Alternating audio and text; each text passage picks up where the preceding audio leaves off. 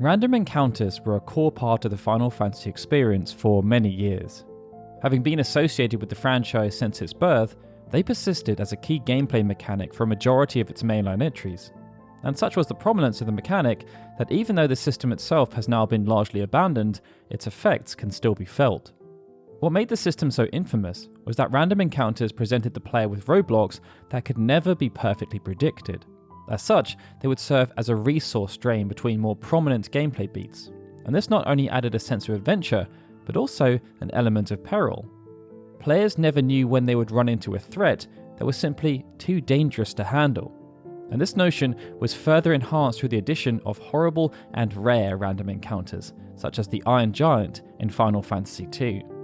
And it meant that even though there may have been a feeling of comfort and assuredness as to how recent encounters had been handled, there was always the sense that a party wipe was just around the corner, something that would be made even worse had the game not been saved recently. There are some random encounters across the franchise, however, that are notorious for being terrible. We've covered a few of these before in previous videos, but for this video, we wanted to turn it over to you, the viewers. So with the caveat that we won't be including more than one random encounter per game, here are 7 of the hardest random encounters that made you, the viewers, regret not saving your game. And we're going to kick things off with the TRex Saw from Final Fantasy VIII. Final Fantasy VIII is a game known for its high level of customization thanks to junctioning. In the purest sense, players who understood the system could essentially self-select the difficulty of the game. And depending on the decisions players made through the junction system, many random encounters could either be trivialized or retain their challenge, a notion that could be pushed even further when introducing the unorthodox leveling system. For those players who were perhaps not quite as experienced though, one of the worst encounters in the early game was the TRex Saw. Most players would encounter this enemy at some point due to having numerous spawn points throughout the game, but it was the encounter with the TRex Saw when venturing into the Balam training center that was notorious.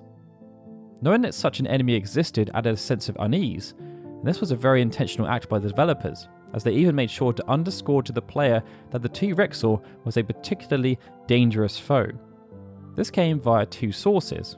One, Quistis advising the player to run away if they ever encountered one, and a scan which would say, alive since the beginning of time, its power and HP are very high. It's better to run if you encounter one. Should that advice not be heeded, the TRex Saw would indeed be a fearsome foe. Its high strength stat would ensure any standard attacks dealt significant damage, but perhaps the most dangerous aspect was its tail whip. Due to its ability to deal physical damage to multiple party members simultaneously, this meant the TRex Saw could easily dish out damage to the party at a faster rate than they could recover. And as an interesting note, the frequency of use for tail whip would increase as its level scaled. This design element allowed the TRex Saw to remain more of a threat to the player as the party's strength naturally grew, something that could only be counteracted by enhanced knowledge of the junction system. Taking a step back to where it all began, due to it being the first Final Fantasy game with random encounters, the original Final Fantasy could be pretty unforgiving sometimes. Before modern quality of life focused remakes, players were not able to do things like create permanent saves anywhere they'd like. Instead, they had to opt for sleeping in inns or using consumables like tents. Limited flexibility in saving made the potential for running into a brutal random encounter feel all the more imposing.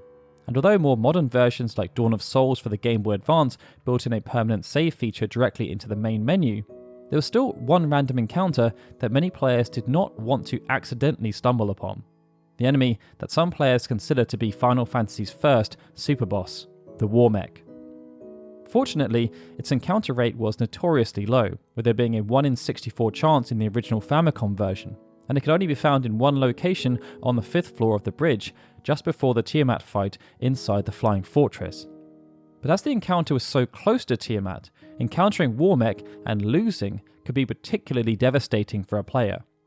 What made Warmech so troublesome was that it could only perform 2 damaging moves, a physical attack and nuke which dealt devastating non-elemental magic damage to all party members. Compounding this, Warmech would regenerate HP each turn, serving to prolong the encounter and stretch the party even more thin on resources. But despite the challenge, which can still catch some unsuspecting players off guard, over the years, many players have been motivated to persevere in order to obtain rare drops that have become associated with this infamous enemy. Now, chocobos are not generally considered to be intimidating creatures, often implemented in the franchise in ways that emphasize their fun, lovable, and playful nature. Often, combat-orientated versions of chocobos in this series take on more comedic roles, as can be seen with the Fat Chocobo or the Chocobo Chick. However, Final Fantasy Tactics took a different approach. Chocobos in this game are no joke. The ones that were combat-focused were powerful and had high mobility, and beyond that, the different breeds of chocobos had different strengths. The base yellow variant, simply titled Chocobo, could use Chocobo Cure to heal and prolong its life, while on the other side of the spectrum, the red Chocobo could use the powerful Choco Meteor attack. The black Chocobo variant, on the other hand, was able to remove status ailments such as silence, poison, and disable, among others, through its Choco Isuna. In small groups, these Chocobos were somewhat manageable. However, their strengths complemented one another when multiple colours appeared in a large group, making for a very challenging encounter. This is why the mass Chocobo random encounter in the FNAF Rither is infamously hard to overcome. Players venturing into this area may encounter an enemy group with a large number of Chocobos, and potentially a small assortment of other enemies. Dealing with many Chocobos at once was particularly difficult because they could deal massive damage to a single or small number of targets very quickly. It was also easy for a group of Chocobos to bombard the player's party as they approached, and if a member of the party got caught up in a melee fight with a single Chocobo, they could become a prime target for ranged attacks from Chocobos nearby when using the Choco Meteor attack. Their offensive power was then complemented by their high mobility, which served to prolong the battle, further whittling away the player's resources and chances of survival. The Midgarum serves as one of the most infamous encounters in Final Fantasy VII. This was, in no part, due to its narrative significance, as the developers created a short set piece that was designed to highlight the difference between the party's strength and that of Sephiroth. This was further emphasised as the Midgarum was by no means a pushover, and unlike a typical random encounter, it was foreshadowing. When attempting to access the Mithril Mines, players would need to cross the marshes, and they would be able to see the shadow of a Midgarum worming its way around. If the player attempted to cross the marshes on foot, this ominous shadow would pursue them, and it was for this reason that riding a Chocobo over the marsh was recommended. But new players may be caught off guard, and if they came into contact with the shadow, a challenging battle would ensue. Players who chose to fight the Midgarum rather than fleeing would be in for a grueling battle. At level 26, the Midgarum had 4,000 HP, and it meant most parties would not be equipped to defeat this enemy when they first encountered it. For one, the battle was designed to provide the player with a false sense of hope. This was because the Midgarum would enter different phases at various points in the battle. These phases would be initiated via HP drops, and when its HP dropped too far, this would eventually lead to the Midgarum using the Beta ability, which would deal huge amounts of fire damage to the entire party. The Midgarum would also be able to use an ability called Blown Away, which would eject party members from the battle rather than killing them. Even if the Midgarum managed to be defeated though, this wouldn't be the end of it, as it would simply respawn, and all of these aspects combined made it stand out even more due to its design mirroring a traditional boss battle. Although Jak and Apes have not featured prominently in any mainline Final Fantasy games outside of Final Fantasy V, their appearance in that game was more than enough to live on in the nightmares of players all around the world. Jak and Apes could be encountered at numerous points in the game, but one of the most curious aspects was that their HP never increased. It was always locked at an ominous 666. Due to their HP remaining constant, Jak and Apes were more challenging to overcome when first encountered in the game, and this was naturally compounded by the party having less access to combat options. However, even though it may seem illogical, Jak and Apes would be a consistent threat even when encountered much later. Part of this was because even though their HP did not increase, their stats did, and their stats were rather high relative to where you would encounter them. Jak and Apes also had a propensity to back attack the party, placing them with an immediate advantage, and they could also use their critical attack ability to bolster their damage output. Due to the difficulty posed, the safest course of action would often be to flee, but even this wasn't straightforward. For those able to survive long enough Apes would use an ability called Moon Flute. This afflicted its subject with a berserk status, preventing them from being able to take manual actions, also preventing their ability to flee.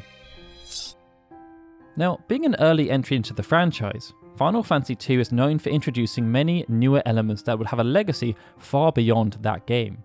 Prominent examples of this are the Chocobo and a character named Sid. But Final Fantasy II also introduced many other mainstays, one of which is the now iconic Curl enemy. After appearing in Final Fantasy II, the Curl has featured in almost every major numbered game and countless spin-offs. And due to the abilities often associated with Curls, it's rare that they are ever an easy encounter. But Final Fantasy II was where the legacy started, and in that particular game, they were tough as nails when fought as a group. There was one encounter, which should be noted was not a random encounter, that epitomized this. Loot-hungry players who found themselves exploring Castle Palamecia's 6th floor would pass by a conveniently placed chest holding a sunblade. Any unsuspecting players who opened the chest would face a monster in a box. This saw them ambushed by a Lamia Queen and a group of Curls, and this combination was rather devilish. As for why, well, what made this encounter particularly harsh was the ability known as Blaster X, which was used by Curls to afflict the party with paralysis. This threat was then elevated by the presence of the Lamia Queen. Even if Blaster X missed the party, the Lamia Queen could compensate by temporarily removing party members from combat through the use of status effects like sleep. Having to deal with a group of enemies that could incapacitate the party in various ways made this ambush particularly challenging, but it was the Curls and their Blast X ability spam that could make this one encounter that some players just wouldn't walk away from. That then brings us onto the final entry on this list, which, much like the first entry, is also about a dinosaur.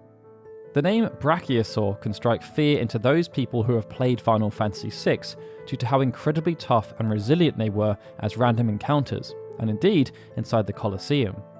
Due to their relative strength, Brachiosaur had a very low encounter rate out in the wild, similar to the likes of Warmech and the Iron Giant in the earlier days of the franchise. And should you be unfortunate enough to encounter one at random, you'd be faced with an enemy with a huge HP pool of 46,000 and massive physical and magic defense. The Brachiosaur would also come equipped with a wide range of powerful and nasty abilities. This included the all too familiar Ultima, which by this point was a recurring spell in the franchise. But Ultima wasn't the only high damage ability that the Brachiosaur could rely on. In addition, they could also cast Meteor and use Spin. Both of these abilities had the potential to deal massive damage, and even its sneeze was enough to devastate the party thanks to its snort ability. Notably, when encountered outside of the Colosseum, Brachiosaur would even have a 33% chance of using Disaster on its first turn in the encounter. It meant that if probability wasn't in your favour on multiple counts, Disaster would afflict the party with various status effects that would make the rest of the encounter even more difficult. Anyone who did win the fight would get some nice rewards, but there was a serious dose of risk versus reward for anyone who wanted to try and farm Brachiosaur. That sentiment probably applies though to many of these encounters, but there's also a dose of just being in the wrong place at the wrong time. With that though, we'd love to hear how many of these encounters ended up making you curse your luck, so be sure to let us know in the comments below. And of course, if you enjoyed this video, please hit that like button and subscribe for more content.